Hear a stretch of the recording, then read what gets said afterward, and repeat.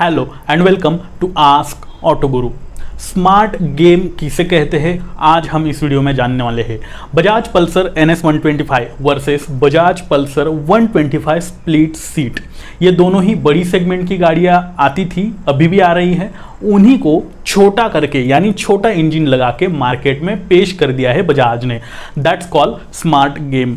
अब सवाल ये उठता है कि इन दोनों में से कौन सी गाड़ी बनी है आपके लिए, कौन सी ज्यादा प्रैक्टिकल है, कौन सी ज्यादा फायदे का सौदा है। आइए जानते हैं। सबसे पहले बात करते हैं इन दोनों ही गाड़ियों के इंजन की। तो पहले NS 125 के इंजन की बात कर लेते हैं। यहाँ पे आपको 124.4 सीसी का 4 stroke SOHC 2 volt air cooled BS6 compliant DTSI technology वाला इंजन मिल जाता है, जो मैक्स पावर प्रोड्यूस करता है 11.99 PS की एट द रेट 8500 RPM पर, और मैक्स टॉर्क प्रोड्यूस करता है 11 Nm का एट द रेट 7000 RPM पर। यहाँ पे आपको 5 speed gear box with kick and self start का ऑप्शन भी मिल जाता है। इसी के एग्जैक्ट बाजू में अगर 125 स्प्लिट सीट की मैं बात करूं तो यहां पे 124.4 सीसी का ही 4 stroke 2 volt twin spark BS6 compliant engine मिल जाता है। ये भी DTSI टेक्नोलॉजी के साथ आता है, लेकिन यहां पे जो मैक्स पावर है 11.8 PS की है एट द रेट 8500 RPM पर, और वही मैक्स टॉर्क 10.8 Nm का है एट द रेट 6500 RPM पर। तो फर्क यहाँ पे जो देखने को मिलता है वो ज्यादा पावर और ज्यादा टॉर्क NS 125 में आपको मिलेगा। अब इन दोनों ही इंजन की अगर टेक्निकली बात कर ली जाए तो दोनों ही इंजन ओवर स्क्वायर इंजन है। ओवर स्क्वायर इंजन इसलिए क्योंकि इन दोनों में मिलने वाले बोर की जो साइज है 56 mm, ये ज्यादा है इन दोनों में मिलने वाले स्ट्रोक यानी कि 50.5 mm के मुकाबले, और इस तरह के इंजन को ओवर स्क्वायर इंजन कहा जाता है। अब इस तरह के इंजन के अपने ही कुछ फायदे होते हैं, मतलब जैसे आपको हाई स्पीड परफॉर्मेंस काफी बेहतरीन देखने को मिलता है इस तरह के इंजन में। अब अगर छोटे सीसी का इंजन है और उसको हाई स्पीड परफॉर्मेंस वाला बनाना है तो कुछ यही टेक्निक लगाई जाती है, और इसके बाद आपको ये मिड परफॉर्मेंस भी काफी अच्छा देखने को मिलेगा। लो एंड परफॉर्मेंस थोड़ा सा आपको डिसअपॉइंट कर सकता है, लेकिन ऐसा होता नहीं है क्योंकि लो एंड परफॉर्मेंस मैक्सिमम इन दोनों ही गाड़ियों पे होता नहीं है। नॉर्मली इतना फर्क नहीं पड़ता है उस लो एंड परफॉर्मेंस के लिए। अब बढ़ते हैं आगे, बात कर लेते हैं इन दोनों ही गाड़ियों के बिल्ड क्वालिटी की, या फिर यूं कह लो मजबूती की। तो जैसे मैंने शुरू में कहा कि ये दोनों ही गाड़ियां सर्वाइव कर रही थी। एक जो है 125 स्प्लिट सीट, ये 150 जो ट्विन डिस्क आया करती है उसी का जेरोक्स है, उसी को जो है इंजन छोटा लगा करके नीचे उतार दिया गया है। और वही NS 160 जो आया करती है अभी भी मार्केट में बजाज की ओर से, उसे NS 125 यानी उसमें भी छोटा इंजन लगा करके 19-20 का चेंज करके उतार दिया है मार्केट में। बाकी थोड़े बहुत ग्राफिकली चेंजेस है, थोड़ी बहुत डिजाइन एलिमेंट्स वैसे ही है, मतलब स्टिकर्स वगैरह वही चेंज है, इसके अलावा कोई चेंज नहीं है।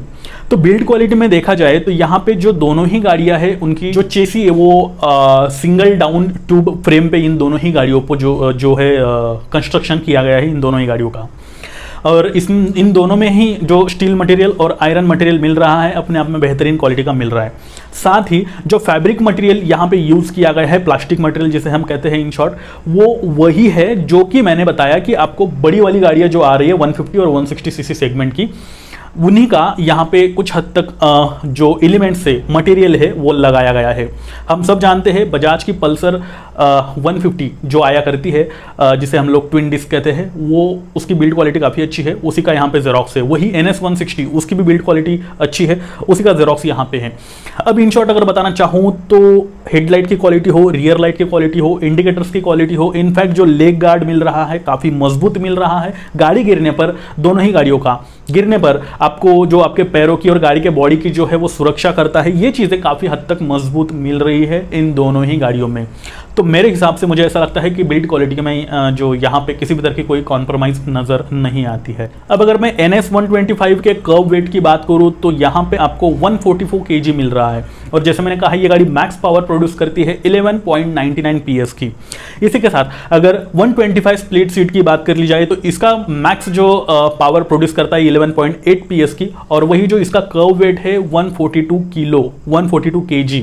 तो 2 किलो का फर्क है इन दोनों ही गाड़ियों में। अब 2 किलो का फर्क तो स्पेक शीट पे दिख ही जाता है, लेकिन प्रैक्टिकलिटी में ये कुछ अलग है। इन दोनों ही गाड़ियों का अगर पावर टू वेट रेशो निकाला जाए तो लगभग सिमिलर आता है। लगभग यानी पूरी तरह से सिमिलर तो नहीं कह सकते, लेकिन 19-20 का फर्क है। क्योंकि अब अगर मैं NS125 की बात करूं तो यहां पे पावर टू वेट रेशो का रेशो कैलकुलेशन करके निकाला जाए तो 83.26 HP पर kg का निकल रहा है, और वही 125 स्प्लिट सीट की बात करूं तो यहां पे 83.0.9 HP पर kg का निकाला जाता है। तो ऐसा है कि इन दोनों ही गाड़ियों पे अगर दो बंदे बैठे हैं, हट्टे कट्टे बंदे बैठे हैं, साथ ही कुछ सामान वामान है, तब भी ये इनिशियल पावर आपको अच्छे से प्रोवाइड करेगी। बड़े से बड़े चढ़ान पर भी आपको अच्छे खासे जो पुलिंग पावर है इन दोनों की वो मिलने वाली है, क्योंकि पावर टू वेट रेशियो यहाँ पे कुछ यही कह रहा है।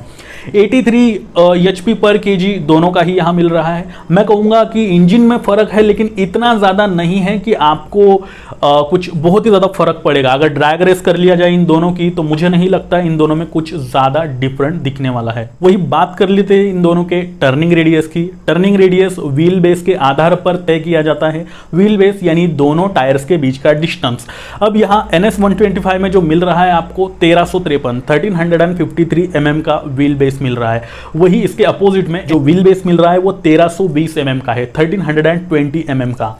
अब NS125 के मुकाबले 125 स्प्लिट सीट में ये कम है। जाहिर सी बात है सिटी में यानी कम जगह में घुमाने के लिए, जिसे हम लोग टर्निंग रेडियस कहते हैं, 125 स्प्लिट सीट ज़्यादा अच्छी सपोर्ट करने वाली है। इनफैक्ट सिटी राइडिंग में ये चीज़ काफ़ी काम आती है, क्योंकि कम जगह में घुमानी पड़ती है। कभी कभी हमें गली आरे में से निकलना पड़ता है, छोटी सी जगह में से गाड़ी घुमानी पड़ती है। तो ऐसे में आपको 125 स्प्लिट सीट कुछ हद तक अच्छा फायदा दिलाएगी। इसका ये मतलब नहीं है कि NS125 नहीं दिला पाएगी। ऑन पेपर प्रैक्टिकली अगर देखा जाए तो आपको NS125 के मुकाबले 125 स्प्लिट सीट का थोड़ा सा अच्छा मिल रहा है। यही कहानी थोड़ी सी उल्टी हो जाती है अगर इन दोनों ही गाड़ियों को आप ऑफ रोडिंग करना चाहते हो या फिर खराब रास्तों पे चलाना चाहते हो। जैसे नया नया रास्ता बना है, पत्थर वगैरह पड़े हैं रास्ते में, या फिर पहाड़ वाले रास्तों में आप चलाना चाहते हो, तो ग्राउंड क्लियरेंस यहाँ पे ज़्यादा मिल रहा है NS125 का, जो कि आपको 179 mm लगभग 180 mm का मिल रहा है। लेकिन 125 स्प्लिट सीट में आपको यही ग्राउंड क्लियरेंस 165 mm का मिल रहा है। तो वैसे व्हील बेस जितना है उस हिसाब से 125 स्प्लिट सीट में 165 का जो ग्राउंड क्लियरेंस है वो अच्छा है, ठीक ठाक है। लेकिन फिर भी कभी ना कभी आपको डर लगा रहेगा कि नीचे से कुछ ना कुछ हीट हो सकता है। यहाँ पे NS125 में आपको 805 mm की सीट हाइट मिल रही है, जो कि स्टेप अप सीट है यानी स्प्लिट सीट है। स्प्लिट सीट तो आपको 125 स्प्लिट सीट में भी मिल रहा है, आपको सिर्फ उसी के आधार पर इसका नाम रखा गया है। लेकिन यहाँ पे आपको 790 mm की सीट हाइट जो है वो मिल रही है, मतलब थोड़ी कम है। अगर आपकी हाइट 5.4 फीट है तो आप 125 स्प्लिट सीट भी आराम से चला सकते हो। उसके ऊपर है तो डेफिनेटली आपको कोई दिक्कत होने ही नहीं वाली। और अगर आपकी हाइट 5.5 फीट है तो आप NS125 को चला सकते हो। इनफैक्ट उससे थोड़ी कम भी है तब भी आप चला सकते हो, लेकिन सीट पर बैठने के बाद एक पैर आपका पूरा आ जाएगा, दूसरा आधा अधूरा आएगा।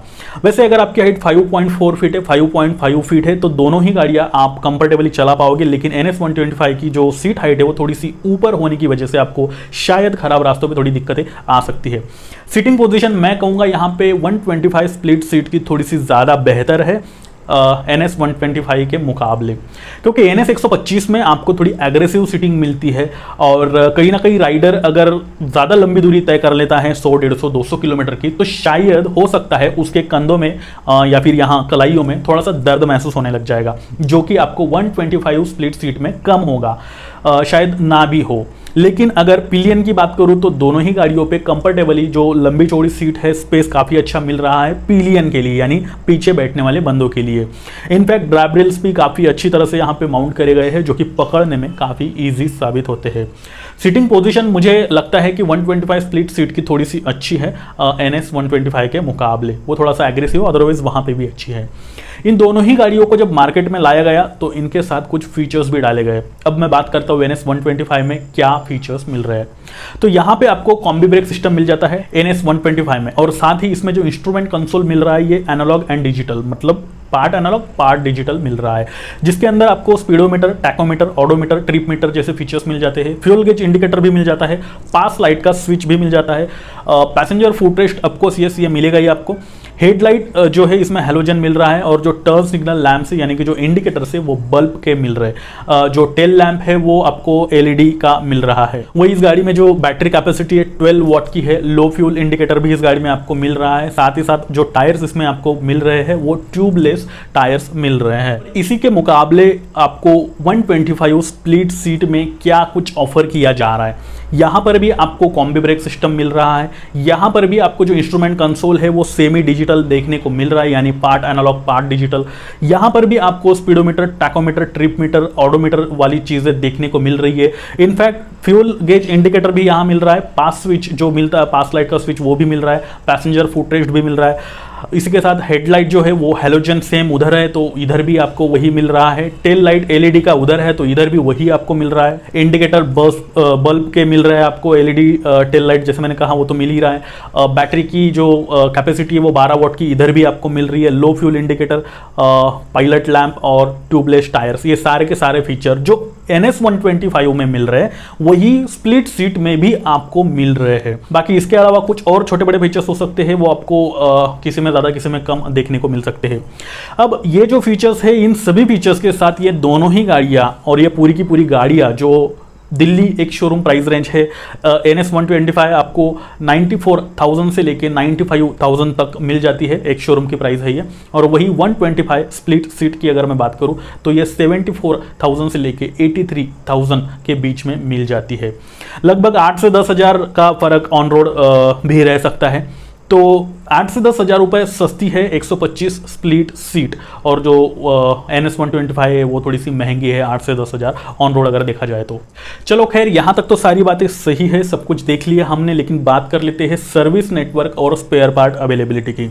बजाज ये इंडियन ब्रांड है, काफ़ी बड़ा ब्रांड है, हीरो TVS की तरह इसने अपने आप की जो जड़ें है वो काफ़ी अंदर तक मजबूत कर रखी है इंडिया में। हर जगह इसका सर्विस नेटवर्क आपको मिल जाएगा, चाहे आप किसी भी एरिया में क्यों ना हो। अब अगर रही स्पेयर पार्ट अवेलेबिलिटी की बात, और वो भी इन दोनों गाड़ियों के लिए, तो ऐसा है कि जैसे मैंने शुरू में कहा था, मैं रिपीट दोहरा रहा हूं, जो बड़ी सेगमेंट की गाड़ियां थी उन्हीं को छोटा करके लाया गया है। अब जैसे मैंने ये भी कहा था कि जो बड़ी वाली गाड़ियां थी उन्हीं के स्पेयर पार्ट इसमें लगाए गए। स्पेयर पार्ट यानी बॉडी स्ट्रक्चर वगैरह सब कुछ। तो अब ये गाड़ियां ऐसा नहीं है कि नई हैं, इसके स्पेयर पार्ट आपको अवेलेबल कहीं पर भी हो सकते हैं। मतलब वो वाली गाड़ियां पहले जो चल रही है 160 और 150 सीसी सेगमेंट की, और उन्हीं के स्पेयर पार्ट कुछ हद तक इसे मैच हो सकते हैं। अब अगर इनके हिसाब की गाड़ी मान लो NS 125 कहीं दूर दरार किसी ऐसी जगह पर अटक गई जहां कोई नहीं, आसपास मैकेनिक नहीं है, तो वहां पे 160 सीसी का स्पेयर पार्ट कुछ हद तक जुगाड़ करके लगाया जा सकता है। तो स्पेयर पार्ट अवेलेबिलिटी की कहानी यहाँ पे खत्म होती है।